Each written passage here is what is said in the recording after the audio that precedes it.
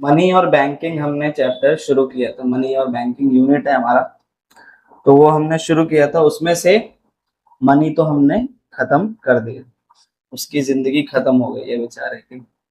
बहुत छोटा यूनिट है ये, और स्कोरिंग भी अच्छा खासा होता है। ठीक है, तो मनी की जिंदगी खत्म हो चुकी है। अब हम क्या पढ़ेंगे, बैंकिंग के बारे में पढ़ेंगे। तो मैंने आपको थोड़ा सा बताया भी था लास्ट क्लास में, आज हम थोड़ा और डिस्कस कर लेते हैं। ठीक है, तो बैंक क्या होता है, बैंक क्या होता है ये तो पता है, लेकिन बैंक दो प्रकार के होते हैं। कौन कौन सा bank? Commercial bank and central bank. Commercial bank को हिंदी में क्या कहते हैं? वाणिज्य बैंक। और सेंट्रल बैंक को केंद्रीय बैंक। तो कमर्शियल बैंक समझते हैं कि होता क्या है। क्या लिखा हुआ है? It is a financial institution which accept deposit and give loan with the aim of earning profit. तो कमर्शियल बैंक क्या होता है? एक फाइनेंशियल इंस्टीट्यूशन यानी वित्तीय संस्था होती है जो कि क्या करता है? जमाए, एक्सेप्ट क्या करता है? डिपॉजिट। आप पैसे जमा करवाते हैं बैंक में जाके, तो बैंक वो पैसा एक्सेप्ट करता है और क्या करता है? आपको लोन देता है। कॉल आता है, सर जी लोन चाहिए आपको, पर्सनल लोन ले लो। तो पहला, आप बैंक क्या काम कर रहा है? आपसे पैसा ले रहा है और आपको लोन दे रहा है। किस लिए करता है ये? ताकि उसको प्रॉफिट हो सके। तो ये होता है कमर्शियल बैंक। ठीक है जी, वित्तीय या वाणिज्य बैंक इसको बोला जाता है। वाणिज्य बैंक क्या है? एक वित्तीय संस्था है जो जमाएं स्वीकार करती है और ऋण देती है, जिसका उद्देश्य क्या है? लाभ अर्जित करना। पहला पॉइंट क्लियर? ठीक है जी। अब बात करते हैं सेकंड पॉइंट पे, कि ये जो कमर्शियल बैंक होते हैं, ये जो वाणिज्य बैंक होते हैं, ये पैसा कमाते किस तरीके से? प्रॉफिट तो कमा रहे हैं, किस तरीके से कराते हैं, कमाते हैं? तो ये प्रॉफिट कमाते हैं स्प्रेड के तरीके से। तो स्प्रेड क्या होता है वो समझो। यहाँ पर एक क्या बता रहा था मैं, हाँ, कि बैंक पैसा कमाता कैसे। तो क्या बताया मैंने? स्प्रेड का तरीका होता है। अब स्प्रेड में करता क्या है वो? ए ने बैंक में पैसा जमा करवाया अपना 10,000 रुपए, और वो पैसा बैंक ने बी को लोन दे दिया। अब जब आप बैंक में पैसा जमा करवाते हैं तो बैंक आपको कुछ ना कुछ ब्याज देता है सेविंग डिपॉजिट पे। भैया इंटरेस्ट देगा 6 महीने में, 1 साल में, जब भी देना चाहे बैंक दे देता है। और वो कितना देता है इंटरेस्ट? 2%, 2.5%, 3%। लेकिन जब बैंक लोन देता है आपको, तो आपसे लोन कितना, वो इंटरेस्ट ऑन लोन कितना देता है? 12%, 15%। तो यहाँ पर हम क्या देख रहे हैं कि भैया इंटरेस्ट दिया हमने हमें, तो कितना दे रहा है? 5%। लेकिन इंटरेस्ट ऑन लोन कितना ले रहा है? 12%। तो 12 में से 5 गया तो कितना बचेगा? 7% पैसा किसकी जेब में? बैंक की जेब में। तो इस तरीके को बोलते हैं हम क्या? स्प्रेड। समझ में आ गया बात? तो ये हो गई पहली बात। अब बात करते हैं सेंट्रल बैंक क्या है, केंद्रीय बैंक जो होता है वो क्या है। तो it is the apex institution of monetary and banking system of a country. Simple language में बताया जाए कि भैया एक कंट्री के अंदर, जैसे मैंने ये बताया यहाँ पर कि ये क्या है, इसके सामने क्या लिखा हुआ है? बच्चे हैं। अब बतेरे बैंक हो रहे हैं, एक कंट्री में बहुत सारे कमर्शियल बैंक हैं। अब कमर्शियल बैंक अपनी मनमानी कुछ भी कर सकते हैं, लेकिन एक कंट्री के अंदर पूरा बैंकिंग सिस्टम को चलाना, उसको चलाने का मतलब उसको कंट्रोल करना, देख रेख करना। और मॉनेटरी का मतलब होता है फाइनेंशियल, पैसे से रिलेटेड जो भी चीजें होती हैं वो कौन करता है? जो वो ऐसा कोई इंस्टीट्यूशन काम करता है उसको हम क्या बोलते हैं? सेंट्रल बैंक बोलते हैं। क्या बताया मैंने? जो सेंट्रल बैंक होता है वो क्या होता है? एक कंट्री में जो भी बैंकिंग सिस्टम है और मॉनेटरी सिस्टम है, उसका माई बाप कौन होता है? Central bank. ठीक है, पूरा का पूरा कंट्रोल कौन करेगा? सेंट्रल। जैसे इंडिया के अंदर कौन है? RBI, reserve bank of India. अब कोई भी सरकार को डिसीजन लेना है पैसे से रिलेटेड, किसके पास जाता है? बैंक, आरबीआई के पास जाता है। बैंक जितने भी कमर्शियल बैंक है उन्हें कोई भी दिक्कत होती है किसके पास चले जाते हैं? आरबीआई के पास चले जाते हैं। तो ये होता है सेंट्रल बैंक। सेंट्रल बैंक यानी अपेक्स इंस्टीट्यूशन है, सुप्रीम। ये दादाजी हैं, इनके सामने कोई भी नहीं है, चाहे सरकार हो चाहे कोई भी हो, इनके सामने कोई भी नहीं आ सकता है। ठीक है, तो पहला ये 2 पॉइंट क्लियर हुए, सेंट्रल बैंक और कमर्शियल बैंक क्या होता है, वाणिज्य और केंद्रीय बैंक। ठीक है, चलिए अब बात करते हैं next topic, that is legal reserve ratio, LRR, वैधानिक नगद आरक्षित अनुपात। ठीक है, हिंदी वाले थोड़ा अच्छे से याद कर लेना, शॉर्ट फॉर्म में इसको LRR बोलेंगे। LRR होता क्या है इसको समझना।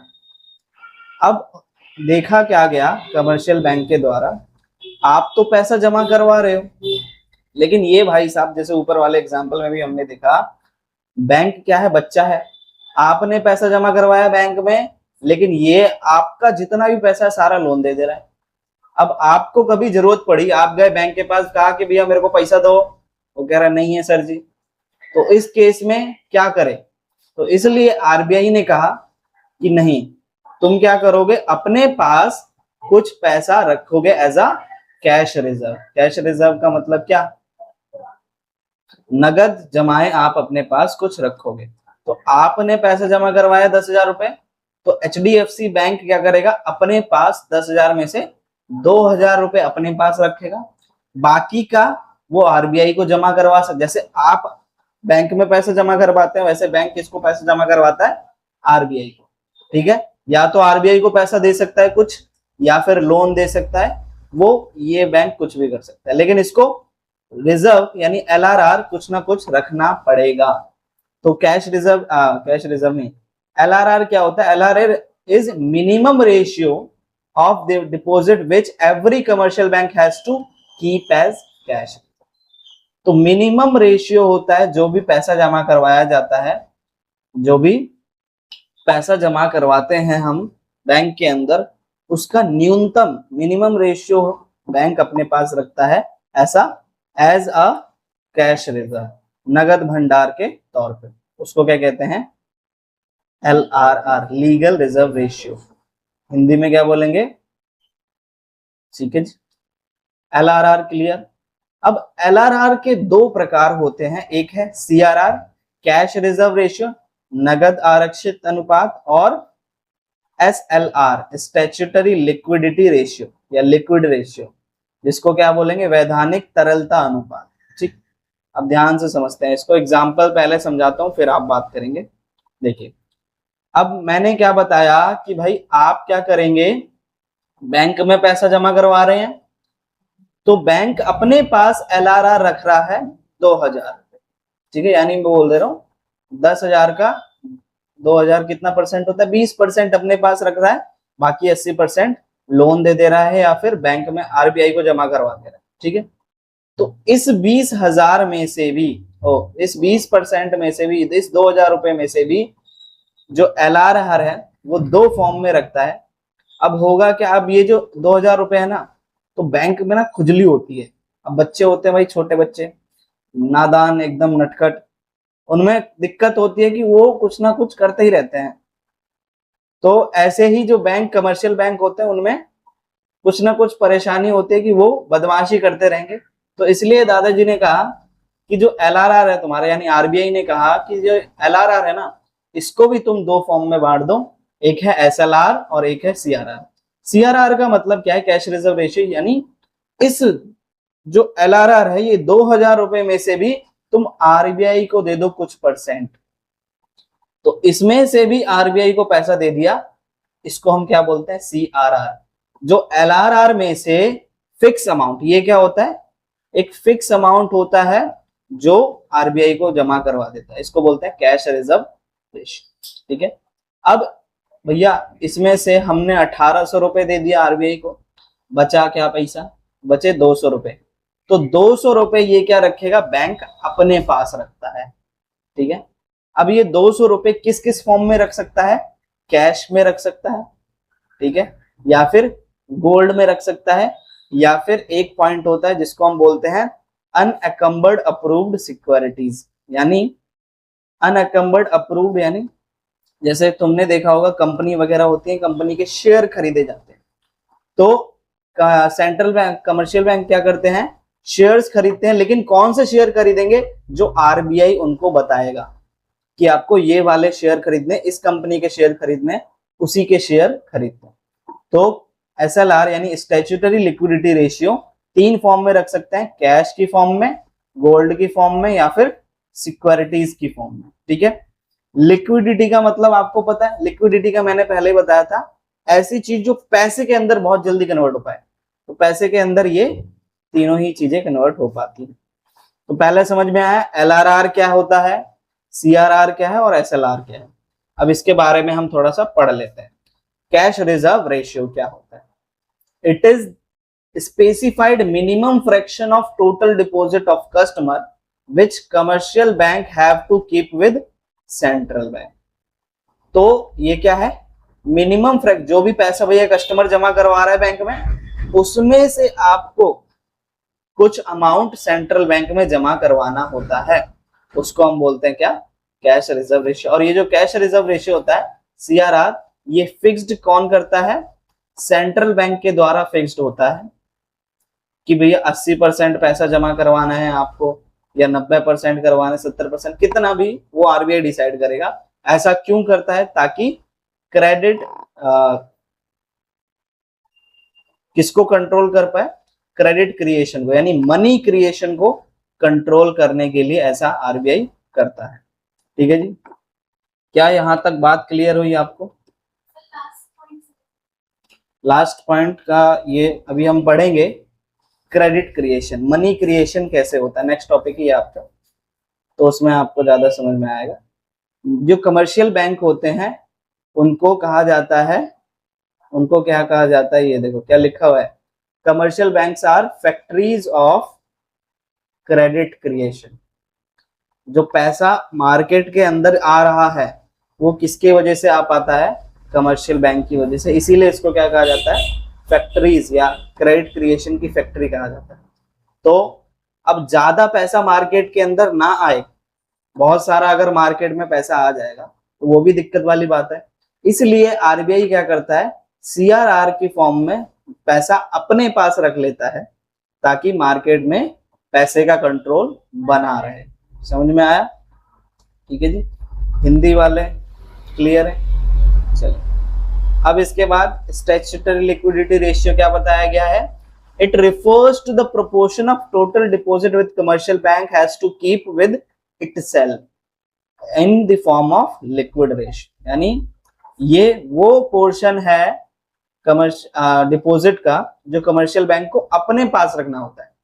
ठीक है, किस फॉर्म में, लिक्विड एसेट की फॉर्म में। ठीक है जी, चलिए ये आप पढ़ सकते हैं। SLR क्या है, उस अनुपात को दर्शाता है जिसमें वाणिज्य बैंक को अपनी कुल जमाओं में से अपने पास तरल परिस्थितियों के रूप में, परिसंपत्तियों के रूप में धन रखना होता है। माई हिंदी इज वेरी वीक। ठीक है, तो यहाँ पर लिक्विड फॉर्म में तरल परी जो भी है, पापा की परी, तो परिसंपत्तियों, तरल संपत्तियों बोल सकते हैं, लिक्विड एसेट, तरल संपत्तियों की फॉर्म में अपने पास जो पैसा रखता है कौन, वाणिज्य बैंक, कमर्शियल बैंक, उसको हम क्या बोलते हैं, SLR। अब तरल संपत्ति यानी लिक्विड एसेट कौन कौन से रख सकता है, कैश यानी नगद, सोना गोल्ड, और बिना भारतीय स्वीकृत प्रतिबंध जो भी है, यानी यहाँ पर सिक्योरिटीज होंगी कौन सी, जो RBI अलाउ करेगा वो वाली सिक्योरिटीज आप खरीदेंगे। ठीक है जी, अब ये याद रखना, RBI जो होता है CRR और SLR को कौन कंट्रोल करेगा, कितना परसेंट CRR रखना चाहिए, कितना परसेंट SLR रखना चाहिए, वो RBI डिसाइड करेगा, कमर्शियल बैंक डिसाइड नहीं करते। क्या पहले इतना आपको हजम हुआ?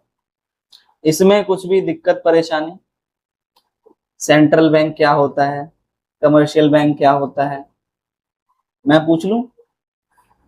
आपको दिक्कत नहीं है, मेरे को दिक्कत है, मैं पूछ ले रहा हूँ। CRR बता दो, वेल डन। तो CRR क्या है, दोबारा से मैंने बता, पहले LRR समझ में आया, LRR क्या होता है बताओ?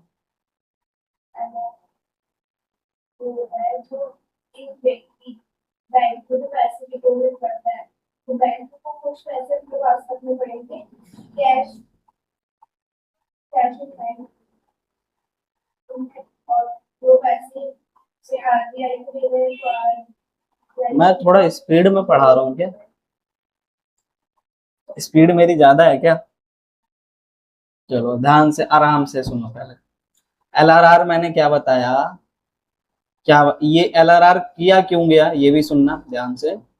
कि जब आप बैंक में पैसा जमा करवाने गए, तो बैंक ने तो पैसा जमा कर लिया, लेकिन वो सारा का सारा पैसा क्या कर देता था, लोन दे देता था लोगों को। तो अब जब आप पैसा निकालने के लिए कभी गए, आपको इमरजेंसी आ गई, आपने कहा कि भैया पैसा निकालना है मेरे को, तो आप बैंक के पास 0 पैसा बचा हुआ है। तो इस केस ऐसी स्थिति ना आए, इसके लिए आरबीआई ने कहा कि आप भैया अपने पास कुछ पैसा हमेशा रखोगे। तो एलआरआर क्या होता है, एलआरआर मिनिमम रेशियो, यानी न्यूनतम जो कम से कम पैसा जो सेंट्रल बैंक है, सेंट्रल कमर्शियल बैंक्स होते हैं, वाणिज्य बैंक जो कम से कम पैसा अपने पास रखते हैं, उसको हम बोलते हैं एलआरआर। और ये कम से कम पैसा कैसे रखते हैं, एज अ कैश रिजर्व रखते हैं।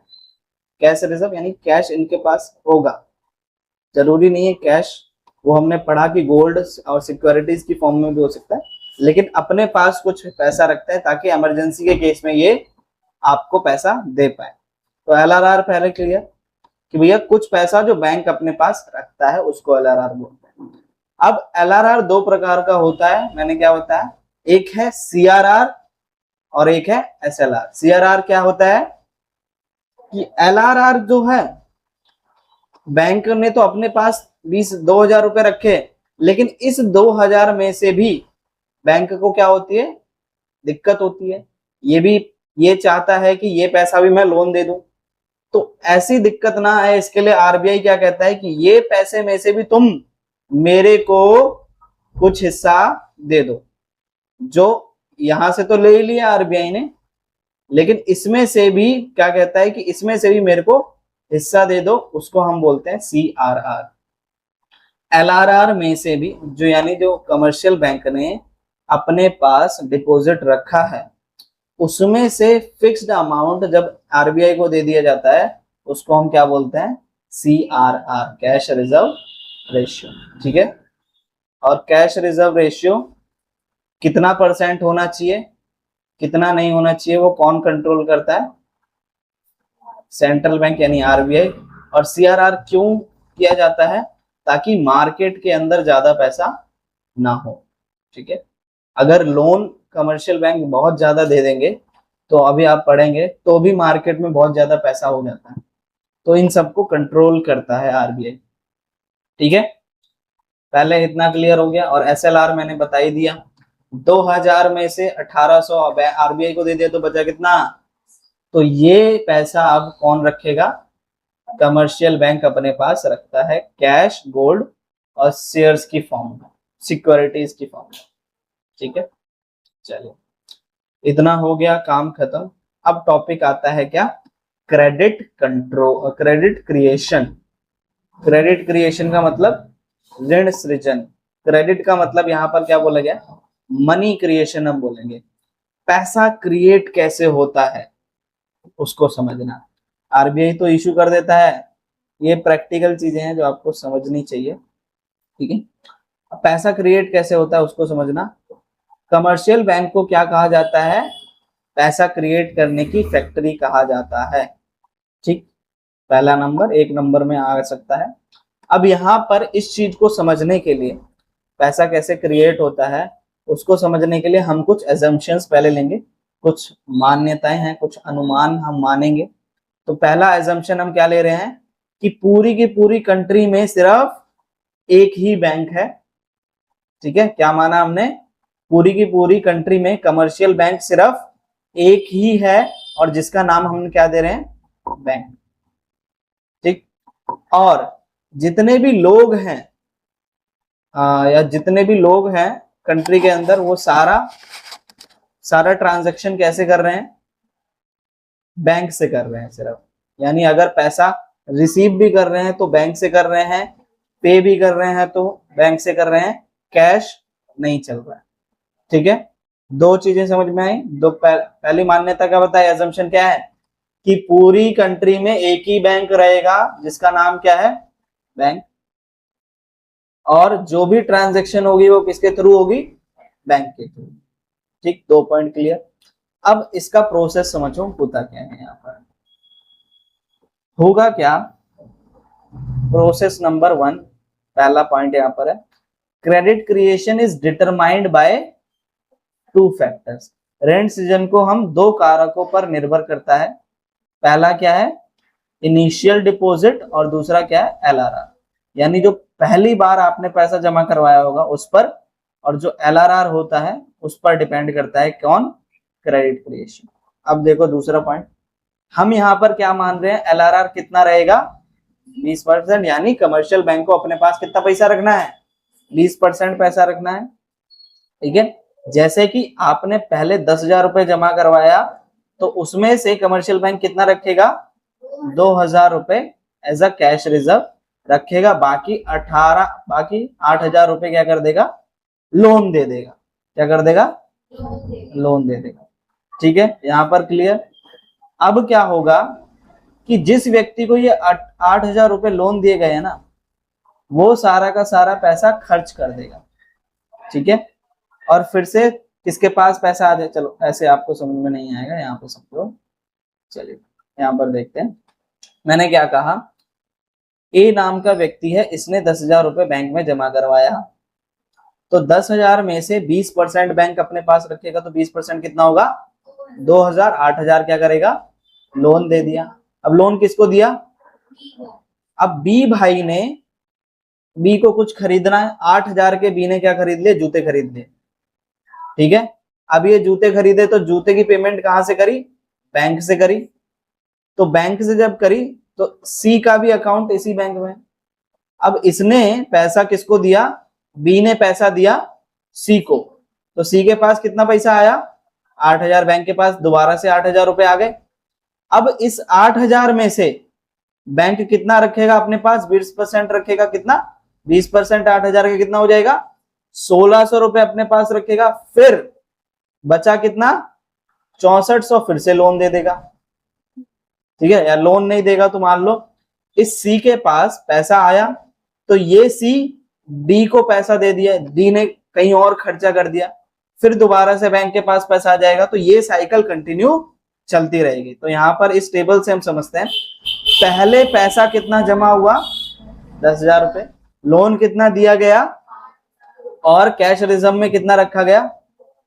अब फिर उसके बाद दूसरे राउंड में क्या हो रहा है, पैसा जमा कितना हुआ बैंक के पास, रखा कितना अपने पास, 1,600, और लोन कितना दे दिया। फिर इसके बाद तीसरे राउंड में क्या हुआ, दोबारा से ये जो लोन दिया, ये पैसा दोबारा से बैंक के पास आ गया, तो बैंक ने इसमें से भी 20% अपने पास रखा, बाकी क्या दे दिया, लोन। तो ये साइकिल चलते रहेगा। अब ये साइकिल क्वेश्चन आता है, कब तक चलेगा, क्या बोला, ये साइकिल कब तक चलेगा। तो यहां पर बताया जा रहा है कब तक ये साइकिल चलेगा, जब तक टोटल कैश रिजर्व किसके बराबर ना आ जाए, इनिशियल डिपॉजिट। यानी कि जो ये 10,000 है, इन सबको मिला के जब तक 10,000 ना हो जाए तब तक ये साइकिल चलता रहेगा। इसी से पैसा इसी को क्या बोलते हैं, मनी क्रिएशन बोलते हैं, या क्रेडिट क्रिएशन बोला जाता है। क्लियर, क्रेडिट क्रिएशन क्या होता है, समझ में आया, आया नहीं आया, आया ना, थोड़ा थोड़ा आ जाएगा बाद में। अब इसका मैथमेटिकल एक फॉर्मूला है, ठीक है, जो हमें क्वेश्चन एक तो पूछ लेगा कि बताओ क्रेडिट क्रिएशन क्या होता है। ठीक है, फिर उसके बाद आपको जैसे यहां पर दे रखा है कि हमें निकालना है कि ये कैसे आया भैया, ठीक है, या ये अमाउंट कैसे निकल के आया, तो वो समझते हैं। चलो, तो टोटल क्वेश्चन आ जाएगा कि बताइए इनिशियल डिपॉजिट इतना है, एलआरआर इतना है, तो बताओ टोटल कितना मनी क्रिएट किया गया। ठीक है, तो फॉर्मूला क्या है, simple, initial deposit into 1/LRR। ये किसका फॉर्मूला है, टोटल मनी क्रिएशन, कुल कितना मुद्रा का सृजन किया गया, इसका फॉर्मूला है। ठीक है, तो जैसे हम यहाँ पर देख पा रहे हैं, हमने इनिशियल पैसा कितना जमा करवाया था, 10,000 रुपए। हमारा LRR कितना है, 20% है। तो 20% को अगर आप सॉल्व करेंगे, LRR कितना है, 20% है। 20% को सॉल्व करते हैं तो 20/100 लिखेंगे हम। तो इसको सॉल्व करेंगे तो कितना आएगा, 0.2। तो LRR कितना आ गया मेरा, 0.2 आ गया। तो अब मैंने यहाँ पर क्या किया, 10,000 इंटू 1/0.2 लिखा। अब मैं यहाँ पर 0.2 है तो ये पॉइंट हटाऊंगा तो ऊपर क्या एक जीरो ऐड हो जाएगा, बचपन में इतना पढ़ा है ना सबने। तो एक जीरो ये ऐड हो गया, तो इसको इससे कट करूंगा कितना आएगा, 5 इंटू 10,000 करूंगा कितना आएगा, 50। ठीक है, तो कितना मनी क्रिएट किया हमने, टोटल मनी क्रिएशन कितना आया, 50,000। ये पहली चीज क्लियर। अब मनी मल्टीप्लायर एक चीज होती है, मनी मल्टीप्लायर का मतलब क्या, कि कितना गुना मनी जो है आपका, कितना गुना मल्टीप्लाई हुआ। 10,000 रुपए से 50,000 रुपए बना दिया आपने। क्या किया, 10,000 रुपए थे, 10,000 रुपए से क्या कर दिया, 50,000 रुपए आपने बना दिए कमर्शियल बैंक ने। तो कितना गुना मनी क्रिएट हुआ, तो उसको कैसे निकालते हैं, 1/LRR। तो LRR हमारा यही कितना आया, 0.2 आया। तो इसको सॉल्व करूंगा तो 10/2 आ जाएगा। तो कितना आया, 5 गुना आपका, यानी 5 टाइम्स क्या हुआ है, मनी क्रिएट हुआ। ठीक है, क्वेश्चन क्लियर। तो इस टाइप से आपका क्वेश्चन आ सकता है। ठीक है, सिंपल से यहां पर हमने क्या देखा कि भैया सेंट्रल बैंक को हमने, कमर्शियल बैंक को हमने 10,000 रुपए जमा करवाए थे, लेकिन उसने 10,000 से कितने रुपए बना दिए, 50। तो इसको हम बोलते हैं मनी क्रिएशन। ठीक है, और ये कैसे प्रोसेस आपको समझ में आना चाहिए। प्रोसेस क्या है यहाँ पर सिंपल से समझना। एक व्यक्ति ने जमा करवाया पैसा, हमने अजम्पशंस ली, अजम्पशंस याद है आपको कि पूरे के पूरे देश में एक ही बैंक है और सारी ट्रांजैक्शन हर व्यक्ति किससे कर रहा है, बैंक से कर रहा है। ठीक है, तो यहाँ पर हमने क्या कहा, क्रेडिट क्रिएशन किस पे डिपेंडेंट करता है, इनिशियल डिपॉजिट और LRR। पहला डिपॉजिट कितना किया हमने, 10,000 रुपए, LRR कितना है, 20% हम ले रहे हैं। तो क्या होगा, आप ए नाम के व्यक्ति ने 10,000 रुपए जमा करवाए, तो 10,000 रुपए बैंक के पास आ गए, लेकिन ये 20% अपने पास रखेगा तो कितना पैसा रखेगा, 2,000 रुपए रखेगा, बाकी 8,000 रुपए लोन दे दिया। अब ये लोन दिया तो ये वाला पैसा भी इसके पास आया ना बैंक के पास, क्योंकि इसका खाता किसके बैंक, सेम बैंक में है। तो ये पैसा फिर से इसके पास आ गया बैंक के पास। तो बैंक इस 8,000 में से भी अपने पास 20% रखता है, कितना, 1,600 रुपए रखा। फिर क्या कर देगा, फिर लोन दे देगा किसी और को, या फिर क्या होगा, ये 20,000 ये जो व्यक्ति है इसने खर्च कर दिया, कैसे भी करे, मतलब बैंक के पास पैसा आएगा। लोन बी को दिया था, लेकिन बी ने क्या किया, सी के ऊपर पैसा खर्च, सी को पैसा दे दिया, कुछ खरीद लिया, कुछ भी कर लिया। तो फिर से पैसा अब सी के पास आया, तो सी का खाता किसमें है, बैंक में है। ठीक है, तो अब फिर से क्या हो गया, 8,000 रुपए बैंक के पास आ गए। तो ये फिर 20% अपने पास रखेगा, फिर कर देगा। ठीक है, या ऐसे कर सकता है। तो ऐसे बैंक साइकिल चलाते जाता है। और कब तक चलाता है, वो मैंने क्या बताया, जब तक आपका ये इसके बराबर ना आ जाए, इनिशियल डिपॉजिट टोटल या कैश रिजर्व के बराबर ना आ जाए, तब तक ये साइकिल चलती रहेगी। ठीक है, तो ये टेबल आपको बस याद रखना है, और ये प्रोसेस आप थोड़ा सा पढ़ सकते हैं कि क्या है।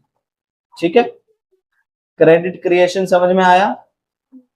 अभी किसी को कोई डाउट कोई दिक्कत परेशानी।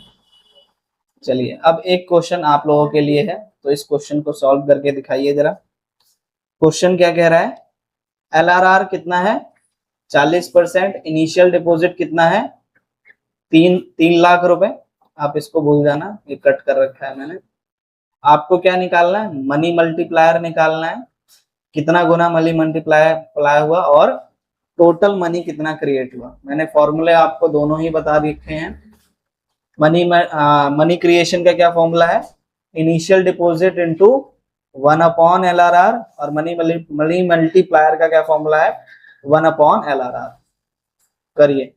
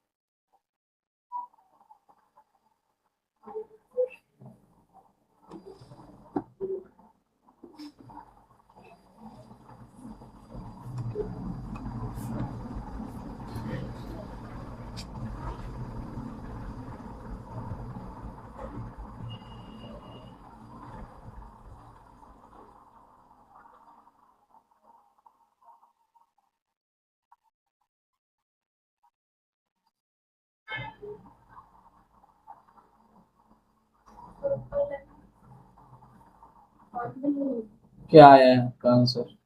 थोड़ा देखिए इसको।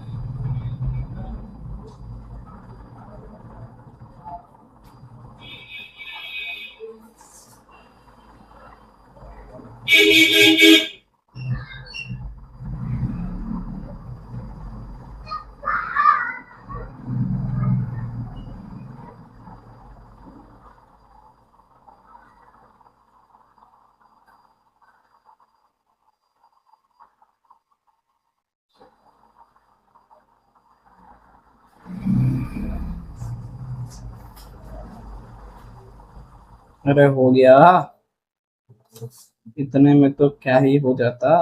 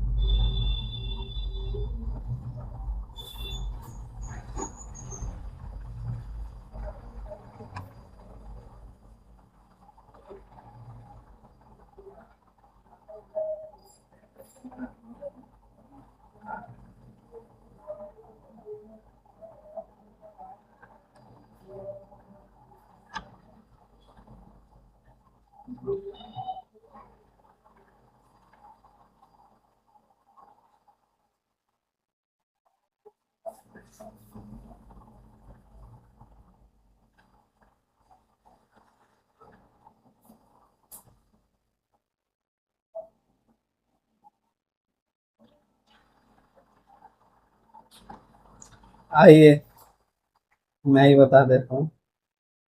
तो पहला पॉइंट क्या कह रहा है? मनी मल्टीप्लायर बताइए कितना होगा।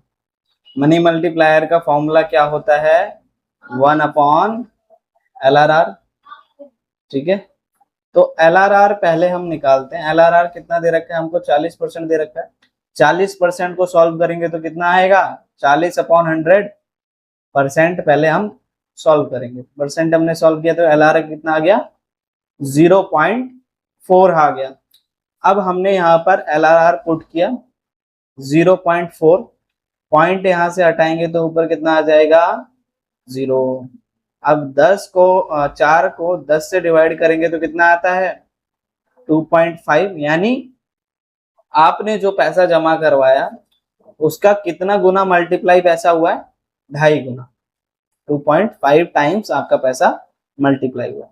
अब टोटल डिपॉजिट कितना हुआ है मनी का, तो फॉर्मूला क्या होता है, इनिशियल डिपॉजिट इंटू 1/LRR। तो इनिशियल डिपॉजिट हमने पैसा कितना किया, 3 लाख। इसको हमने सॉल्व किया, 1/LRR हमारा कितना आ रहा है, 2.5। इसको इससे मल्टीप्लाई करेंगे कितना आ जाएगा, 7.5 लाख रुपए। यानी 3 लाख रुपए से आपने कितना पैसा बना दिया, 7.5 लाख रुपए। ठीक है, तो ये आपके क्वेश्चन था। इस टाइप से क्वेश्चन आपको देखने को मिलेगा। ठीक है, तो ये आज का टॉपिक है। आज के लिए इतना ही हम रखते हैं, ज्यादा आपको हजम नहीं हो पाएगा। ठीक है।